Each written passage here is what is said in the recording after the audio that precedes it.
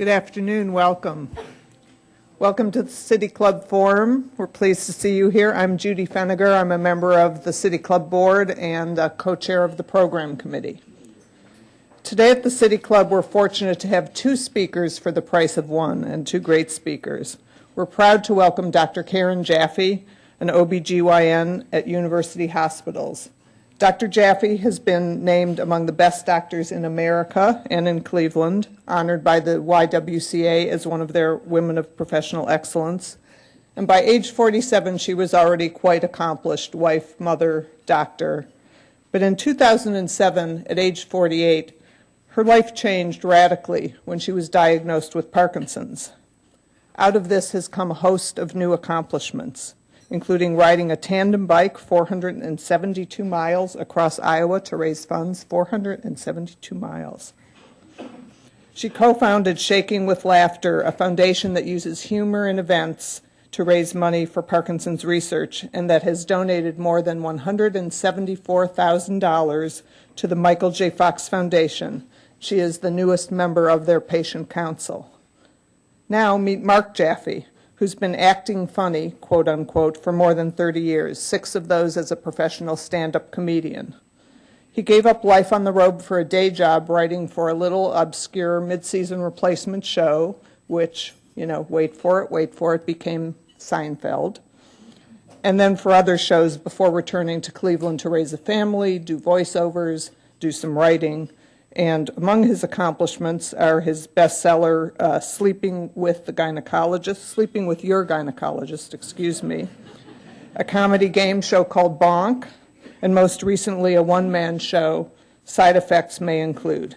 He is the co-founder of Shaking with Laughter, and we welcome them both today.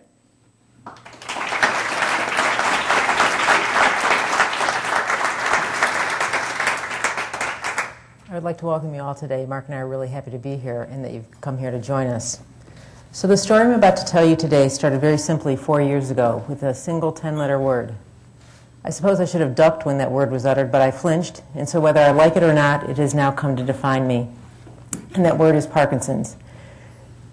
To be more specific, it's young onset Parkinson's, and with this title comes a new set of norms for me and my husband and my children.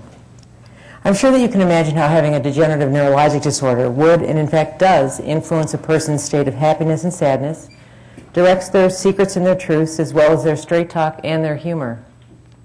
For most of us, it would not be a stretch to say that life can get quite complicated from time to time, but add a monkey wrench like Parkinson's into the picture, a disease that has no cure, and suddenly the word complicated doesn't seem to define what you might be up against. But then again, there are always two ways to look at a given situation now, isn't there? The glass half full and the glass half empty. Being a glass half full sort of gal, I have found that the tough parts of having this diagnosis are not quite as hard when I look for a way to see the lighter side of life. So let me give you an example. Baruch atah Hashem Elokeinu melech haolam asher kichanu mitzvotav v'tzivanu al ha-milah. That is the prayer said by the mohel.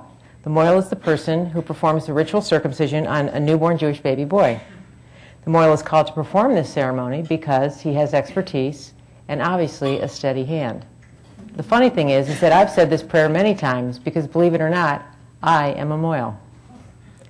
Go ahead, you are allowed to laugh. Michael J. Fox certainly did when I told him of this other honored profession. It's okay, it's funny. A mohel with Parkinson's disease? How ridiculous is that? Do you know how many brisses I go to where there's a shaky mohel joke? All of them. The good news is that I don't have a tremor when I operate, so on the surface the story does seem funny. But the bad news is that it is no longer my exemplary surgical skills that define me as a mohel, but other people's preconceived notions of Parkinson's disease, a stigma that puts my ability to perform a circumcision immediately into question. Of course, I expected that there would be negative consequences to my disclosure, but in seeing the glass as half full, I am able to continue to enjoy the laugh that invariably comes each and every time someone else gets to put two and two together. So today, my husband Mark and I will share a bit of this journey with you, of how a diagnosis can change so much, of how a physician becomes a patient, how a Parkinson's diagnosis to many means illness, but also inability, and as a consequence comes fear, followed by silence and safely guarded secrets. But most importantly, in time, how such paralysis could pave the way for patient advocacy, philanthropy, and the quest for a cure. This road has had many twists and turns, and together and alone we are trying to figure it out. But I know that my ability to be a surgeon and a mohel with Parkinson's disease will be questioned in the years to come. Am I able? Am I capable? I hope over the next few minutes you might learn a thing or two, and in the process throw away some preconceived notions that you might have come into this room with. The best part about this Parkinson's monkey wrench is that we have found humor when and where it can be found, and to that end we hope to show you that, as Bill Cosby said, through humor you can soften some of the worst blows that life delivers. And once you find laughter, no matter how painful your situation might be, you can survive it. My husband, Mark. Hey, let's say you've just been diagnosed with a degenerative condition. Brain cells are dying, and in the not-too-distant future, you'll be much weaker and slower. Your balance will suffer. Your eyesight and hearing will start to fail. Sounds bad, doesn't it? Wait till you hear these other symptoms. You'll start driving 24 in a 35. You'll yell at the neighborhood kids to get off your lawn. You'll eat dinner at 4:30 in the afternoon. And you'll have an increasingly strange urge to vote Republican. Well, guess what? You've got it. It's called aging, or by its Latin term, getting older. And we laugh at it. I know, I'm 53 now. I get up in the morning and I think, boy, I have got to stop drinking. And then I realize I haven't been drinking. This is just how I feel. My needs have changed. I used to want power and money, and now I just want a nap. A nap and maybe an ice cream sandwich would be good. But see, we can and do laugh at aging. We laugh at our diminished state. We can and do laugh at death. How can we laugh at things that are on the face of it so horrible and sad? Francis Bacon, a person comedians are always looking to for inspiration, wrote, "Imagination was given to man to compensate him for what he is not, a sense of humor to console him for what he is. What we are is fallible and subject to illness, so that's the reality that we have to laugh at. We laugh at the truth just expressed in a surprising way. And we laugh at aging and death because they are the most universal of experiences. Everyone's doing it. At least you know your audience can relate. Of course, it's easier to laugh when somebody else is doing the aging or dying. One of my favorite pieces of comedy was Mel Brooks and Carl Reiner's 2,000-Year-Old Man. In it, Carl Reiner asked a 2,000-year-old man to differentiate between tragedy and comedy. He says, "It's all point of view. Tragedy is if I cut my finger. Comedy is if you walk in an open sewer and die." Which is just a variation on Groucho Marx's famous line, "If you slip on a banana peel, that's comedy. If I slip on a banana peel, that's tragedy." So we all understand how difficult it can be to laugh when you're diagnosed with a disease like Parkinson's. And believe me, that wasn't Karen's or my first reaction upon hearing the news. But then funny things started to happen.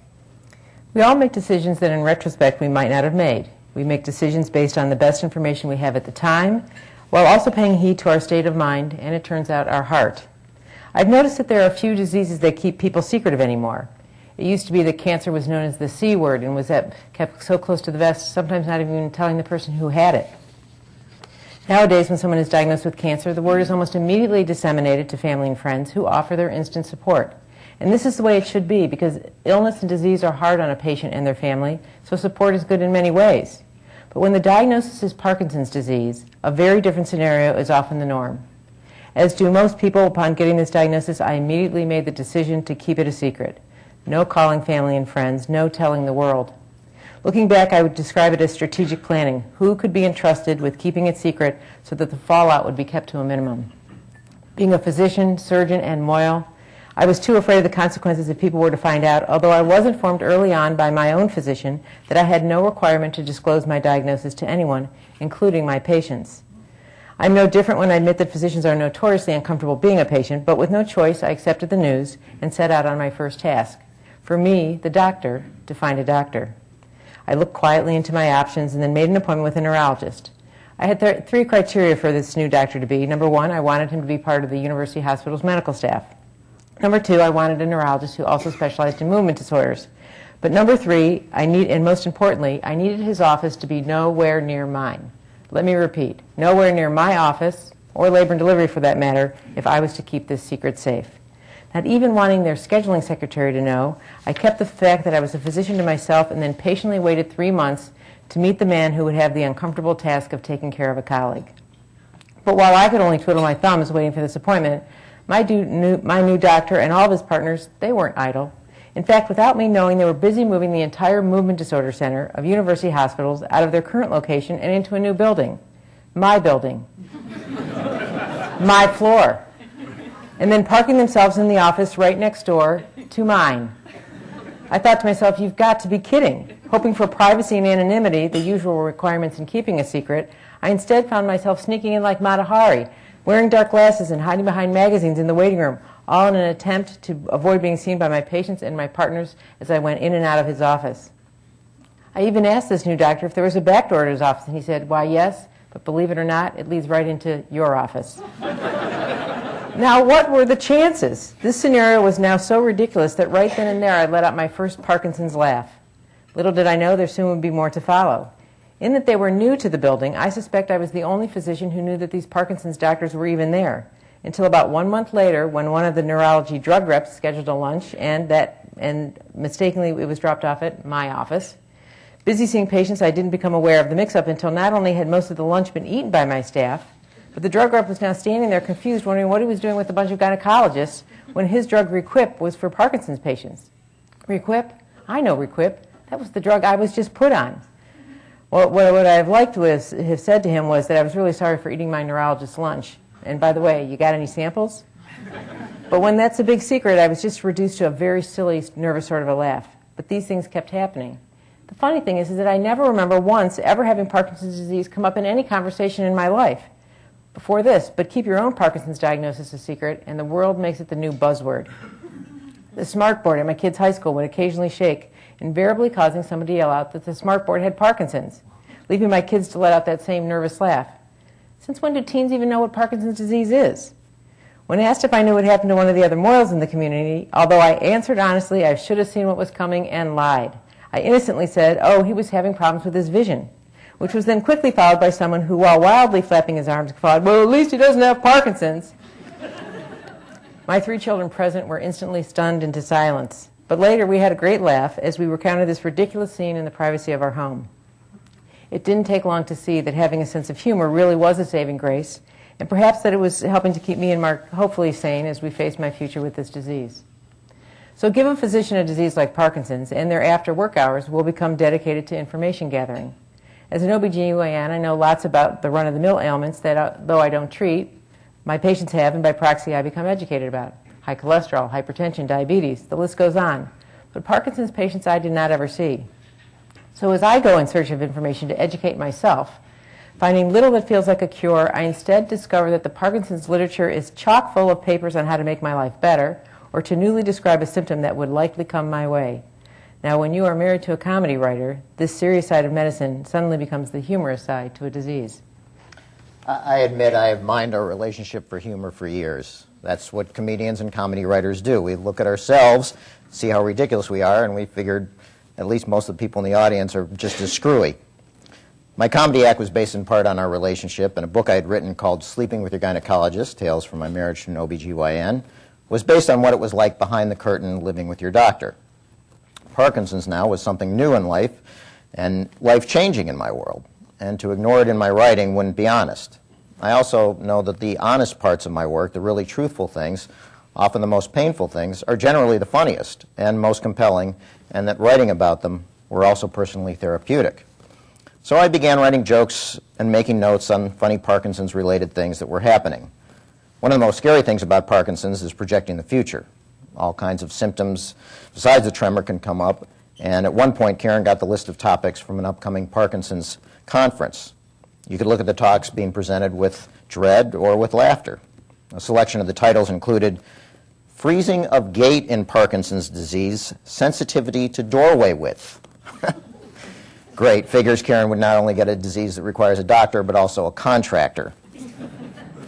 High incidence of impulse control disorders in Parkinson's disease patients with sudden onset of asleep at the wheel. So let me get this straight. You're asleep at the wheel when you get the sudden urge to shop? Seems to me that the sleeping would control the impulse part, but then, hey, I'm no doctor. Sleep-related falling out of bed in Parkinson's disease. We're not sure exactly what's causing you to fall out of bed, but we've concluded that it seems to be something sleep-related.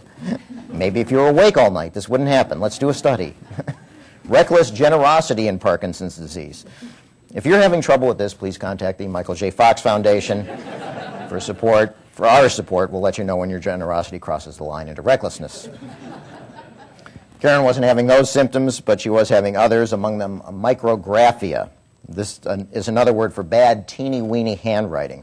Her once clear, fluid scrawl had turned into a miniature hieroglyphics. I'd come home and find a note that, as best I could read, said, "I went fluming to the circus for beans." Fluming. What's fluming? And why would she be fluming for beans? Whatever Parkinson's-related fodder I was coming up with, however, had no outlet. One of the great things about stand-up comedy is the immediacy of it. And though I don't perform regularly anymore, I do still use it occasionally as an outlet for my writing to test to see if the words on the page are relatable to a potential audience. So I still venture on stage to try things out and develop them further. I wanted to do that with the Parkinson's material, but there was one thing holding me back, the fact that we were keeping it a secret.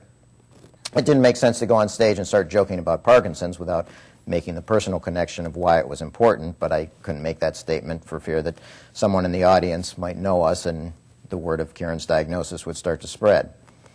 I thought that if I could have someone else do my material, maybe try to be a beard for me or something, I could at least see if it worked. I approached an actor friend who was good at comedy and asked him to try it, but he didn't feel comfortable doing stand-up. He suggested I turn it all into a play, and Karen thought that was a great idea because the characters could be fictitious. I had never written a play before, so I had to think about it for a bit. Karen? So while Mark was getting some therapy from his writing, I was actually getting worse. Not from the degenerative nature of this disease, but from the stress of trying to keep it a secret. 30 times a day, the following scenario played out.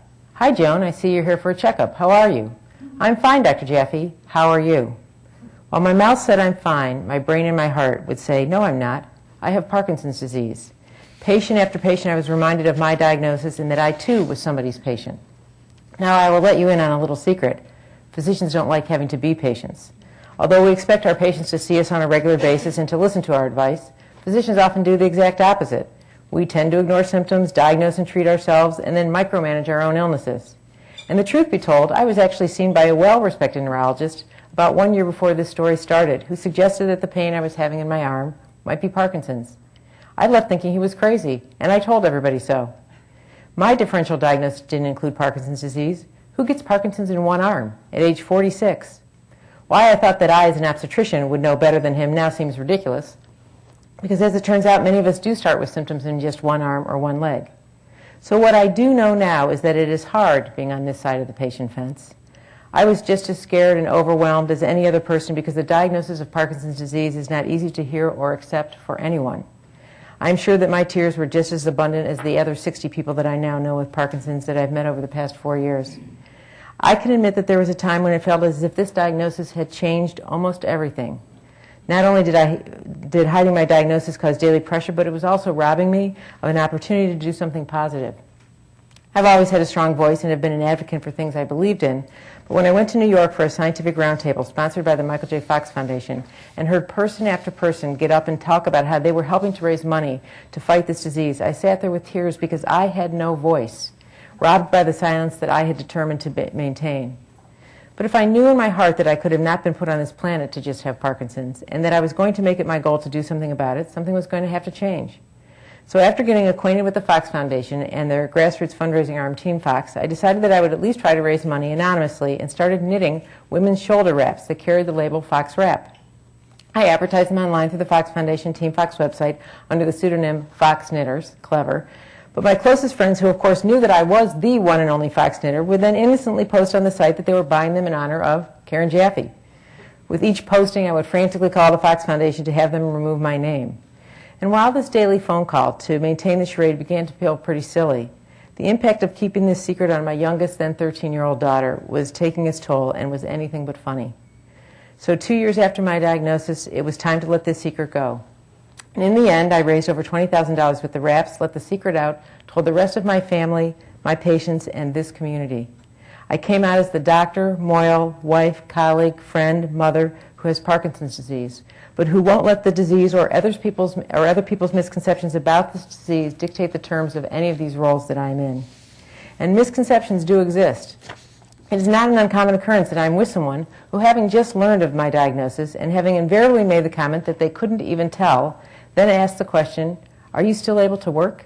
And I wonder what it is about me, if they couldn't even tell, that would give them the impression that I wasn't able to do my job. Would they ask the same question if I had told them that I had diabetes or a seizure disorder? That being said, unless a cure is found in the near future, I am not so naive as to think that I will not likely have some progression in my symptoms. But until that happens, I stand here, I'll sit here, today in full defiance of a stigma that is alive and well. Now, having broken my silence, I have regained my voice and have since put that voice, my face, and my full efforts towards finding a cure. While Karen was getting closer to stepping out of her secret closet, I took my friend's advice, and with the help of a co-writer, Eric Coble, I wrote and produced the play Side Effects May Include. It tells the story of a pill-phobic 50-year-old stand-up comedian whose stock and trade are jokes about his marriage and frustrating lack of intimacy. Then his wife gets Parkinson's, and the odd side effect of his wife's Parkinson's drug is that it boosts her libido to the point where he's going to have to overcome his pill phobia if he hopes to ever keep up with her. It's a funny roller coaster ride through an escalating mountain of pills and laughs, secrets, questions of manhood and womanhood, age and desire, more pills and more laughs, stage and bedroom performance anxiety, still more pills, and ultimately an exploration of whether our deepest personality and desires are anything more than chemical reactions in our brain. It opened at Cleveland Public Theater last March to standing ovations, I'm happy to say, and is on its way to Chicago, and we hope other cities around the country. The reaction and comments I've received from the play has let me know that the story has deeply touched people, encouraged others to laugh in the face of their troubles, and given a new outlook to people facing all kinds of diagnoses. While the play made its debut, I was in the middle of another funny Parkinson's task that required a bit of humor to get through. A few years earlier, I had had knee surgery, and the administration of the spinal anesthesia left me with a leak in my spinal fluid cavity and an agonizing spinal headache. I couldn't sit or stand for days. This was complicated by the fact that the night of the surgery, our neighbor's giant oak tree fell through our roof. By the next afternoon, I was flat on my back in agony with a horrific headache and an IV in me, lying on the couch, trying to deal with insurance and workmen with noisy buzzsaws trying to get the tree off our house. And oh yeah, the caterer for our daughter's upcoming bat mitzvah had a previously scheduled meeting, which we decided to keep. He could have suggested paste for the menu. I would have been okay with it. Once again, humor in suffering. It was a couple more days before a second surgery would repair my leaking spinal fluid. The added irony of this came when the Michael J. Fox Foundation announced an initiative called the PPMI, the Parkinson's Progression Marker Initiative. They wanted to find a biomarker for Parkinson's, something that would indicate that a person is on the path to getting Parkinson's, which could perhaps be halted or controlled if they knew what it was, kind of like cholesterol is for heart disease or blood sugar levels for diabetes. They needed non-Parkinson's patient controls for the study, which would require 7 spinal taps over 5 years. The agony of my spinal headache was still fresh, and I was reluctant to submit myself to the possibility of it happening again. But this was another occasion to laugh at the circumstances and dive ahead. I signed up for the study and told Karen about it as our anniversary present. Guys, if you ever need a good anniversary present, sign up for a medical study that might help cure your wife's degenerative illness. 2 years later and 3 spinal taps later, so far, I haven't had any bad outcomes. Karen. Once I was completely out, several local and national news venues, including Jane Brody from the New York Times, contacted me for interviews. And suddenly I found myself in a new, unexpected role of Parkinson's patient advisor and confidant. I often get calls from physicians, friends, or family asking me to reach out to a newly diagnosed Parkinson's patient or to lend an ear to one who is struggling to let go of their secret, that I firmly still believe exists for one reason only, and that the diagnosis of Parkinson's is stigmatizing. I have seen it firsthand as my own ability has been put into question, and I have now met people from all walks of life: attorney, real estate agent, secretary, doctor, mother, musician, podiatrist, and photographer, to name just a few, who feel that they must maintain their secret for the fear that they will be considered ill, unable, or incapable. Because I know personally how much the stress of a secret can affect your health and well-being, my willingness to speak publicly about it while sharing some of the funnier sides of Parkinson's has brought men and women, both young and old, to write, call, or even come by my office seeking advice on how to let it go. And while each individual has to decide for themselves when to do so, My advice is to usually do so sooner than later. I am personally determined to undermine this notion that the diagnosis of Parkinson's disease means that I am necessarily diminished. So while I am all too happy to help the newly diagnosed, the thing I want most for them is what I want most for myself, and that's a cure. Thrilled with the success of my knitting project and now fully able to use my voice, Mark and I were ready to make an impact.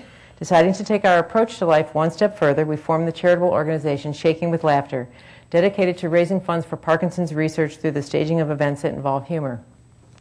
The funniest part of this was that neither one of us knew much of anything about starting or running a charity, but with the help of a wonderful group of people, caring people that formed our board, last April, Parkinson's Awareness Month of 2011, we held our first event, putting on a Mark's Play, Side Effects May Include, for an audience of 300, and raising over $22,000 that was donated to the Fox Foundation. Then in September, Mark called on some of his longtime comedy friends, and we presented comedians Wayne Cotter, Dave Coulier, and jazz great John Pizzarelli in a concert that ended in a rousing standing ovation. It was a night that people laughed and laughed hard and were the better for it, all while raising $135,000 for a cure towards a disease that is no laughing matter. On April 30th, Shaking with Laughter will host a comedy night at Gotham City Comedy Club in New York City, and then on September 22nd, we will have an amazing show here in Cleveland featuring very funny David Letterman regular comedian Jake Johansson and Grammy-nominated blues singer Keb Mo, details for which will be posted in our website, shakingwithlaughter.org. Now, speaking only for myself, although I assume my Parkinson's friends feel the same way, at the end of the day, it all boils down to this.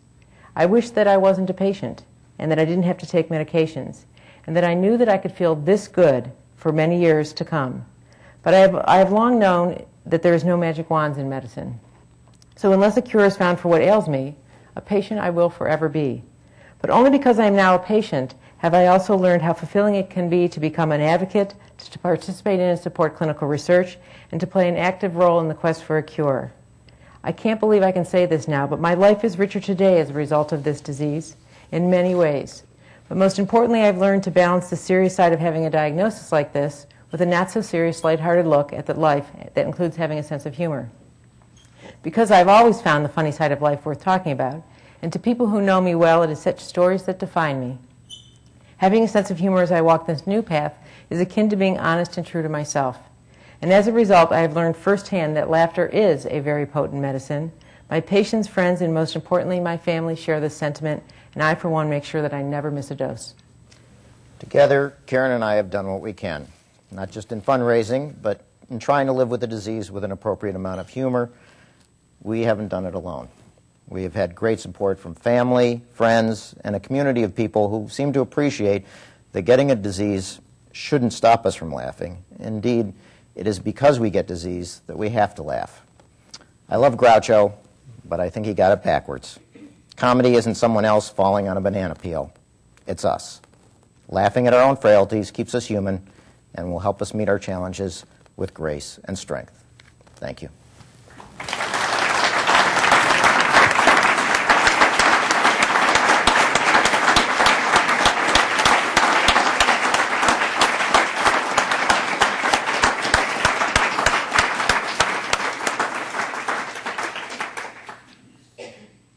Thank you, Karen and Mark.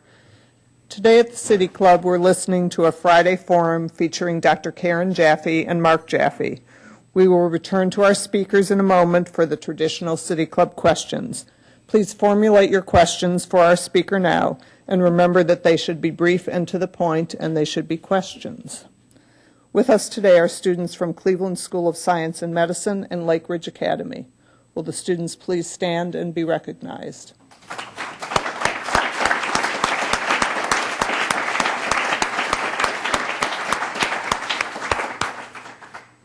Thank you. Today is the Medical Mutual Endowed Forum on Healthcare. Joining us at the head table today is Sue Tyler, Executive Vice President and Chief Experience Officer, and Dr. Srinivas Murugu, Chief Medical Advisor for Clinical Strategy at Medical Mutual. Will you please stand to be recognized?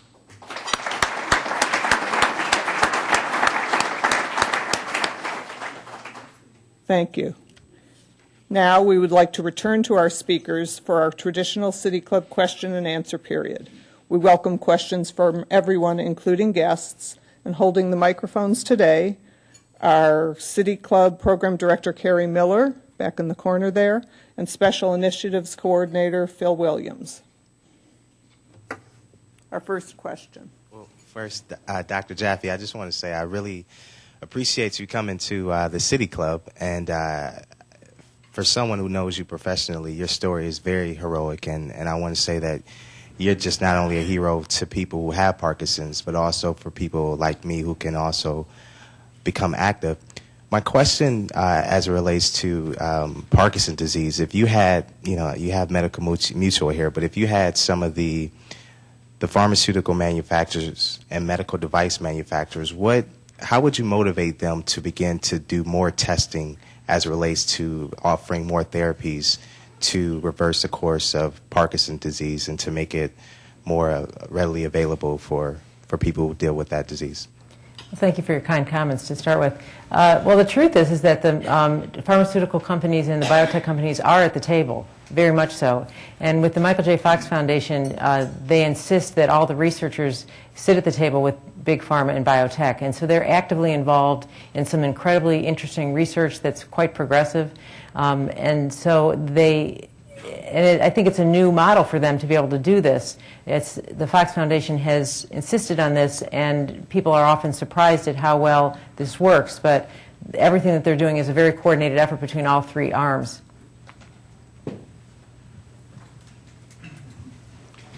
Dr. Jaffe and Marc, I was impressed by your story and the way you told it. It was mentioned in the introduction that you'd ridden a bike across Iowa as a way to raise money. Well, I also know that bike riding or that kind of motor skill stuff is supposed to be good treatment for Parkinson. One of my friends was involved in some of the research at the Cleveland Clinic as one of the bikers that worked on that strategy.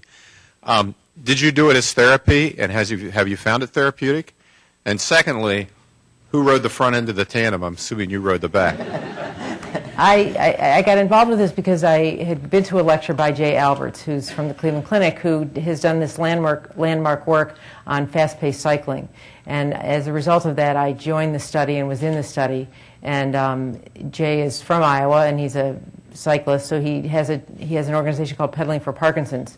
So he took 70 people to Iowa, 7 of which had Parkinson's. My front tandem partner was a patient with Parkinson's, is a patient with Parkinson's, and we raised money for the Davis Finney Foundation. And yes, it helps a lot. The data that Jay's collected is quite remarkable, and many people are spinning off, proverbially, and doing other programs like that. Kent State is doing some research that has to do with fast-paced cycling. And the theory is that it's probably bringing neurotropic factors into the brain, but they're working on all sorts of ideas in regards to that. So when I was in the study, I was cycling with Jay's group 3 days a week, 50 minutes a day, in a fast-paced manner. I actually went down on my medications. And many of us in the Parkinson's community exercise avidly. There is lots of data to show now that it really helps, and it may be neuroprotective. I think most movement disorder specialists are really getting on board to insist that Parkinson's patients from the get-go exercise. There's lots of data that things like tango dancing and boxing help, and people aren't exactly sure why, but it really does work. I will be riding RAGBRAI again this summer, believe it or not. And it's all uphill. Yeah, Iowa's not flat at all. I wrote a blog, and the first day was, I think I'm in the wrong Iowa.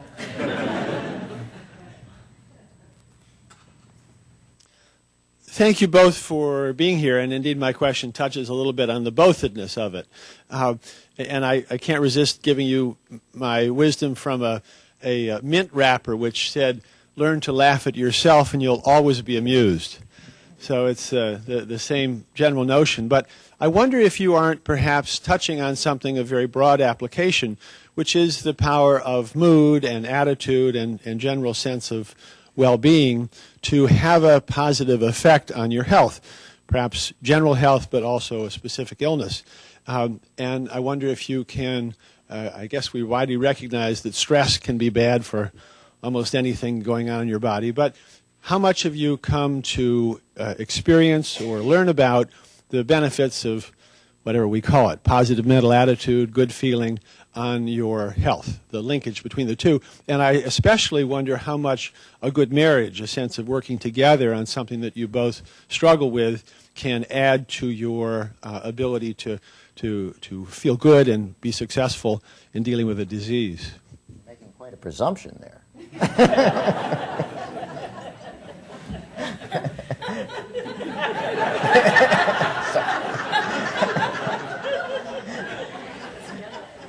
The most important thing is always defer to your wife. Go ahead. You know, there's been lots written about positive attitudes, and when I first got diagnosed and I was going in search for everything, you find all sorts of things online, and there's been speakers that talk about health and how you look at yourself, and we all know that there's in the cancer world, there's big organizations that spend a lot of time working on positive attitudes, feeling like it really helps people, and they've got data to support that having that positive attitude and seeing the glasses half full always helps with our immune systems and things like that. So, but the truth is that you come to this either being that person who looks at a positive attitude, looks at life with a positive attitude or not. And I've certainly met people who don't, and you can't talk them into it. So, you know, I don't know where that comes from. It certainly helps that in our relationship, it just is easy. And so he doesn't feel guilty, I don't feel guilty, he doesn't resent, I don't resent, we just deal with it because it's life. And so I know that if the tables were turned, we would be in the same position. Well, maybe he doesn't like to take pills, hence the play. So in medicine, we all know that's always helpful. And so I think the combination of having a positive attitude, exercise, having support around you is what gets you through these things. So, I think that even like you said, that people come to life basically with their own attitude. But even those people who have a positive attitude and generally have a sense of humor, when they're hit with something that's a difficult a diagnosis or whatever it may be in life that we come upon, it may throw you for a little bit, and you have to take a step back. And at that point, it helps to consciously, I think, realize, okay, here's where I was before, and here was my attitude about life, and okay, I have to continue that because that's me, and that's the best way to go. And so, at that point, you may need a little bit of help, but you will get back to having that same attitude. Karen, Dr. Jaffe. Stanley, you can call me Karen. Thank you. You certainly have explained very well, not only this audience, but throughout the community, the Parkinson's disease and what can be done research-wise and otherwise. And as far as fundraising has been concerned, you as an individual have done a sort of Herculean job of raising funds. But my question is, at what point do you think that the federal government can and should, not only for Parkinson's but to all other diseases, have a major part of its budget that would be involved in the research and the treatment of these important diseases? And to what extent do you think that the medical profession can play a role in encouraging that to happen? And also, to what extent can the general public encouraging that to happen? Well, it's an interesting question, Stanley, because I'm not sure that the federal government can do the job. You know, now that I'm interfacing with the Michael J. Fox Foundation, and I'll be on their patient council starting in May, but I've been to many of their scientific sessions, they have a very different model. And so 87 cents on their dollar goes directly into the hands of the researcher. So that doesn't happen with the federal government. It doesn't happen with the NIH. I mean, there's just levels of bureaucracy that happen, and it takes so long to get drugs pushed through the pipeline. And much of what happens in research doesn't ever get done because we don't have people who volunteer for studies, we don't have the money, or it takes so long to fill these, it just takes so long to get through each step of the way in programs that are run by the federal government. So I'm not sure that's the answer. I think that organizations like the Fox Foundation, which are privately funded and people who care, that's how I think how people can help is they can put their money where they know the dollar's going.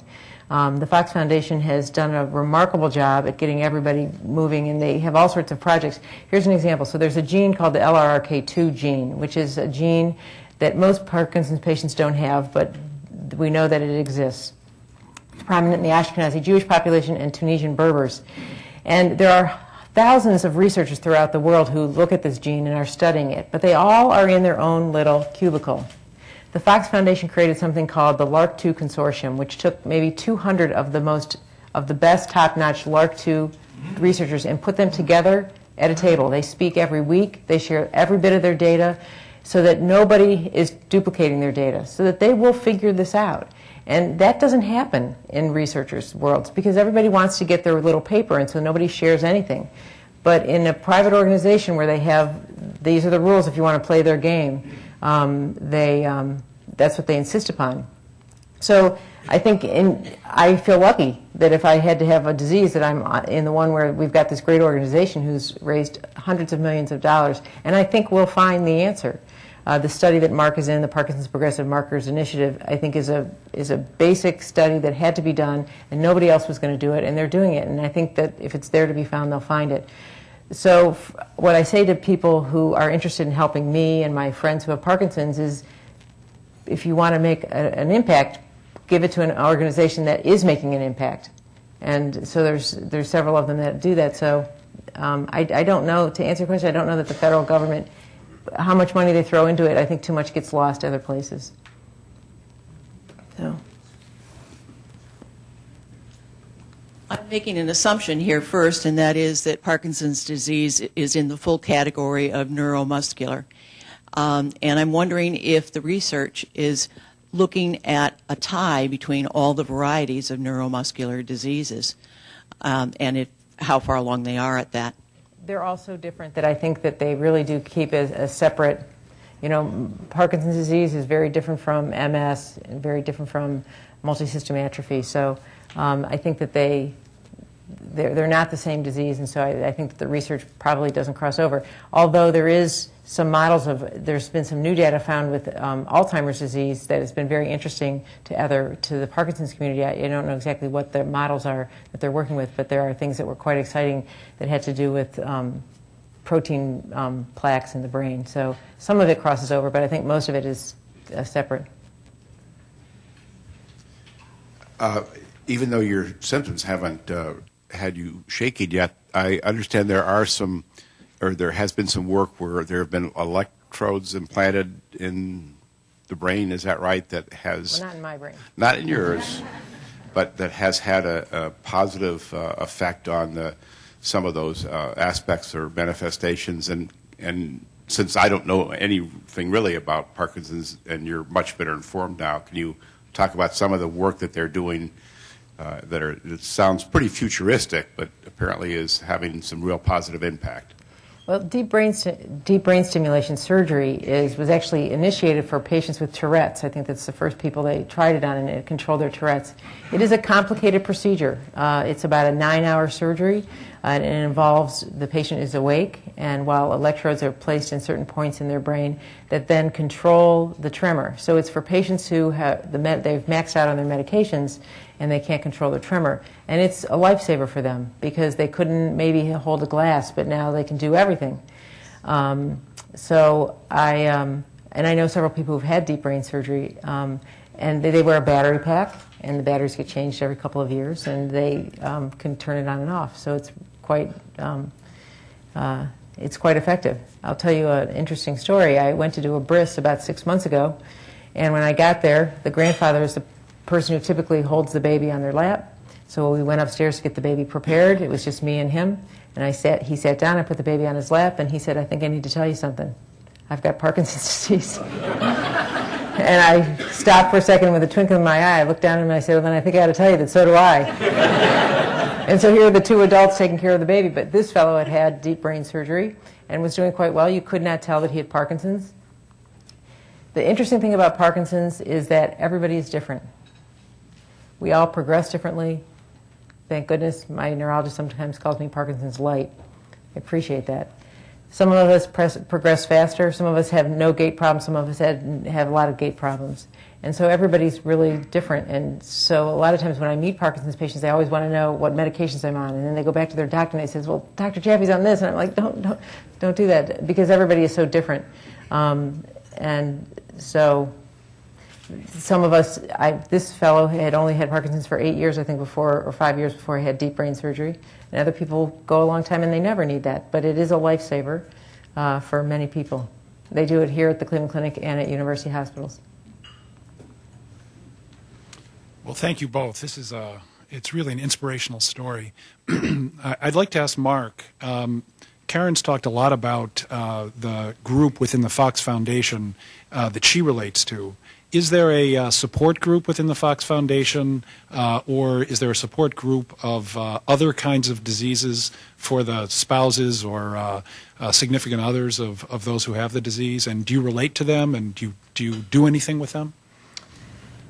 I have not come across one that specifically is for spouses or the word that Karen hates, caregivers. We decided we want to eliminate that word from the vocabulary. But not specifically, although within the organizations there are, or within support groups, there are many support groups in every community for Parkinson's patients, and we have availed ourselves of a couple of those here in town. And so I participate the same way as Karen does, and we go, and I think we both found that it is helpful, and it's we have met others who are going through our situation. And for example, when we recently went to, they split up the two sides. They had the Parkinson's patients get together at one point during the meeting, and those that are the loved ones of the Parkinson's patients. So there are opportunities on a ad hoc basis, but nothing that's specifically that I'm aware of specifically for spouses or loved ones of Parkinson's patients. Yeah, I think it's if you're in that situation, I think the best thing is it somehow is just for myself become a journey that we're taking together. I mean, it's just the way to look at it. So I don't ever feel that I separately need something else, but some people might, and perhaps it's something to look into. You mentioned that there were a number of symptoms that you've seen in different Parkinson's patients. Could it be that there's one Parkinson's disease, or is it or may there be many different kinds of Parkinson's diseases? Well, that's very interesting. Right now, Parkinson's is diagnosed clinically. We have no marker for Parkinson's disease, so just like cholesterol or blood sugar or whatever. So it is based on a clinical diagnosis completely, but that's going to change soon.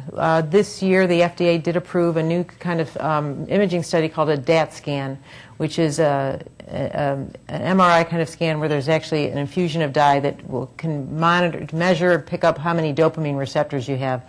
And they've set levels for what they would consider Parkinsonian levels. And so patients, some people have an essential tremor. They don't have Parkinson's, or they're on that borderline. They're early enough that physicians aren't really sure, but they can do this scan and just determine whether they fall in that level or not. So for all of the patients in this study that Marc's involved in, the control and the non-control, the Parkinson's patients all get this DAT scan.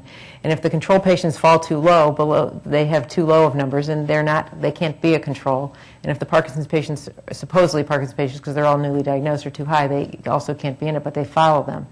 And so once they've got about 6 potential markers right now that they're looking at, and if they can identify a marker, they're looking at blood, urine, cerebrospinal fluid, as well as imaging studies.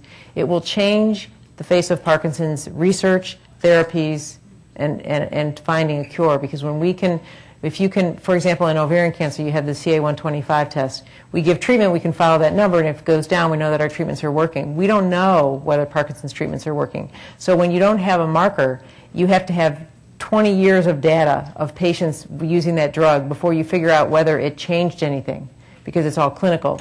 As opposed to having a marker, you can follow it, and therefore you can move drugs through the pipeline, get them out of the pipeline if they're not working. So I think that to answer your question about are there different Parkinson's, they don't know that yet, but it appears that it's probably one disease, although there's some offshoots of it that are that people end up getting diagnosed with separately later. But it presents differently in a lot of people. But it will help when they have a marker. It's sort of a two-part question. The first is, especially recently, we've been hearing a lot about breast cancer and the sort of machine that fundraising for breast cancer has become. And I know I have Parkinson's in my family, and everybody I've talked to about this program says, "Oh, I have somebody in my family too." How do you get the word out, and how do you build momentum around this? And then, sort of leading to my next question, which is, what's next for both of you? You said the play's moving to Chicago. Is there going to be more writing? Have you continued? How have you continued to be able to get the word out? Well, I have a big mouth. Anybody who wants to listen, I will talk to. And as part of the patient council, I will be interfacing between the researchers and patient community, facilitating those conversations. I will also be hopefully participating in, there's the Fox Foundation has something called the Fox Trial Finder, which I will be a Fox Trial Ambassador, which will be speaking with different groups about how they can get involved, because you don't have to have Parkinson's or a family member of Parkinson's to get involved in clinical research. The Fox Trial Finder is an online tool that they've created, which is actually amazing. They list as many Parkinson's trials that are in the country that anybody can list, and anybody can go there, sign up, and be part of a trial. The reason most research doesn't get done is because they don't have enough study participants in the control and the non-control groups. So anybody can participate and make a difference, and they have tens of thousands who've already enrolled. So, people ask me why I talk about this, because I need a cure. I have a disease that has no cure, and I'm still young, and I have children, and I have a job, and I want a cure. And so being part of the medical community, I have an ability to interface with people that a lot of other people don't. And so I intend to do that, speaking with groups about how they can get involved. And it is tough when you have, breast cancer, which has such a big, following, whatever. But they're doing good, and we'll catch up too. But everybody has their own niche, and so mine is this. So if anybody is interested in participating in clinical research, they can find the Fox Trial Finder on michaeljfox.org, and it leads them right to it. So the second part of the question was about what are we doing? What we're going to do, I think we'll just continue in our efforts. We've been very pleased with what we started with Shaking with Laughter, and opportunities have been opening up, and we'll continue to pursue them. It's a matter of how much time and effort, what our focus is. Are the play in Chicago, and I'm sure as we make deals in other places, we'll be giving a percentage of the ticket sales to Shaking with Laughter, and that's one of the reasons that we're trying to get it out in different places, that it's a great fundraising piece. That's something a little different that people haven't seen before in terms of fundraising. So. I have the luxury of a follow-up question which touches on your discussion of markers. One of the things which is coming over the horizon is genetic mapping. And you have clearly dealt in an effective way with the knowledge that you have of a progressive disease. But have you gained any view of whether or not it would be wise for people early in life to indulge in, or not, that's the wrong term perhaps, to engage in genetic mapping to see whether or not you have markers for illnesses? How would that, do you think, affect your whole life attitude if you know you're at high risk for a particular illness? Well, I'll answer this question. There's an organization called 23andMe, a company called 23andMe. So it is owned by a woman named Anna Wojcicki, whose husband is Sergey Brin, who is the founder of Google. Sergey's mother, Eugenia Brin, has Parkinson's. She has the LRRK2 gene. Sergey does not have Parkinson's, but he has the gene. And his wife has formed this company called 23andMe, where anybody can go and get their genes mapped. The Parkinson's patients, the Parkinson's community, they are mapping for free. And so I have had my genes tested. So I get my LRRK2 gene, and it's negative, which is good. I didn't really want to have my kids worry about it. But I was so nervous about knowing the rest of the information that I asked my neurologist if he would open it up and read the one thing so that I didn't have to read the rest. But that was several years ago, and since then I have opened almost everything. There is the ability to open an Alzheimer's one that you have to unlock because it's a big deal. But I now know that I have risk for aortic aneurysms. I mean, my internist would go crazy if I brought him the list. Male pattern baldness. I mean, you can't believe what I know. But I am also negative for the BRCA gene, which is the breast cancer, ovarian cancer gene. So over time, I got a little bit more bold because I thought, I have Parkinson's. What does it matter whether I got male pattern balding or not? So I think this is the way I look at it, because as I take care of patients who have, for example, a big family history of a certain genetic disease, breast cancer, for example, I urge them to go and find out what their genetic information is, not because they would have to have a major surgery, but because it's information. It is tools in their pocket. If an insurance company knows that you are gene positive, they will likely pay for your MRI of your breast, as opposed to if you don't know. And so I always think that information is valuable, and none of it is set in stone. I mean, obviously Sergey Brin has a gene and doesn't have Parkinson's yet, and maybe he won't ever have it. But I think that this is the only way that we're going to progress in medicine, is to have this kind of information and do something with it. Interestingly, in the 23andMe, they had all these Parkinson's patients sign up, and within that group there are two cohorts: those who are positive with the gene and those who are negative, and they all have Parkinson's. But what they found from a massive influx of people who signed up not because they had Parkinson's, because they just signed up, was a group of patients who don't have Parkinson's, who have no risk for Parkinson's, but they're gene positive. So now you have a group who are gene positive, no Parkinson's, and gene positive who have Parkinson's, and what's the difference? And they've been able to find a protein difference, and the researchers are now going crazy over this, because maybe this is the lock that they needed, the key that they needed to unlock some information. And you would never have this information if it wasn't for this new technology. So people say, what are we doing with all this genetic information? Sometimes it's going to be important like this. We would have never had that cohort of patients without this company. So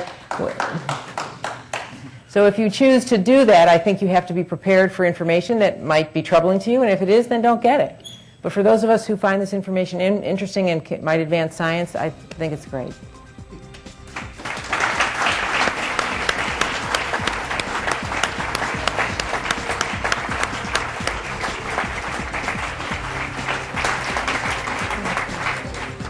Today at the City Club of Cleveland, we've been listening to a Friday forum featuring Dr. Karen Jaffe and Marc Jaffe. Thank you both. Thank you, ladies and gentlemen. This forum is now adjourned.